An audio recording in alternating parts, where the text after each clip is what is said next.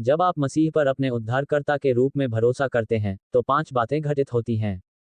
यदि आप उस शब्द को क्रिब्स मान लें तो वे आपको खतना किए हुए रूप में देखेंगे। कुलुसियों 2 के 11 और 12 खतना के साथ खतना, और हाथ से नहीं बनाया गया, और शरीर के पापों को उतार फेंकना। आप मसीह के साथ क्रूस पर चढ़ाए गए हैं। क्या आपने उन लोगों को जीवित किया है जो मर चुके थे? अब आप उसके साथ मर चुके हैं, अब आप उसके साथ जीवित हैं। आप में परमेश्वर अर्थात पवित्र आत्मा का वास है। सर्वशक्तिमान परमेश्वर की आत्मा आपकी आत्मा के अंदर निवास करती है। आपकी आत्मा ईश्वरत्व के तीसरे व्यक्ति के सशक्तिकरण एजेंट के रूप में होती है। आपने यीशु मसीह में बपतिस्मा लिया है। अब आपकी पहचान मसीह में है, और फिर आप पवित्र आत्मा द्वारा मुहरबंद कर दिए गए हैं।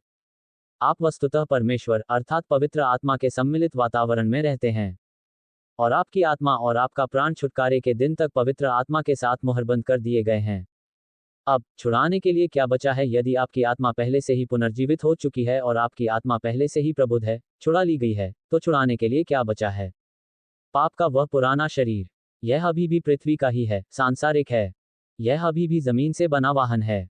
इस पर अभी भी आदम की छवि अंकित है। अब परमेश्वर तुम्हें इसमें क्यों छोड़ देगा?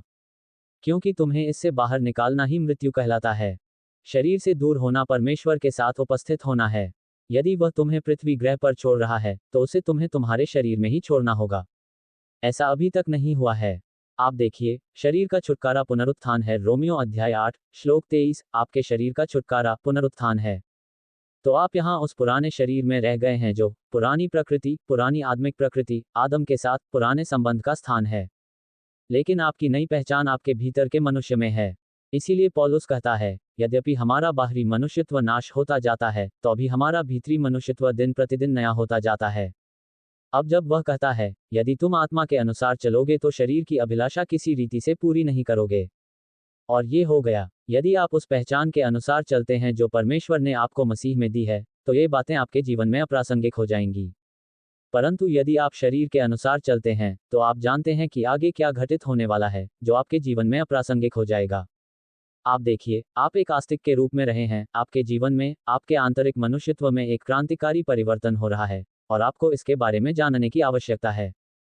और तुम्हें इसके बारे में पता नहीं है। धर्म आपको एक ट्रेडमिल पर रखता है जो आपको बताता है कि आपको ये और यह करते रहना है। इस नियम का पालन करें और ऐसा करना बंद करें। परमेश्वर के सामने पहचान पाने के लिए आपको उस स्थान पर आने की आवश्यकता है जहां आप उसकी सराहना करें जो परमेश्वर ने आपको बनाया है। एक आस्तिक के रूप में आपके अंदर जो आध्यात्मिक परिवर्तन है, वह आंतरिक परिवर्तन जो उसने आपके लिए पूरा किया है, जिसे धर्म कभी नहीं कर सकता, लेकिन परमेश्वर स्वयं कर सकता है। और फिर उसी में जिएं और उसकी महिमा के लिए उसे अपने अंदर से जीने दें। हम अगली बार इस बारे में और बात करेंगे। हम आपको या तो हवा में या फिर विमान में देखने के लिए उत्सुक रहेंगे। तब तक मरण था।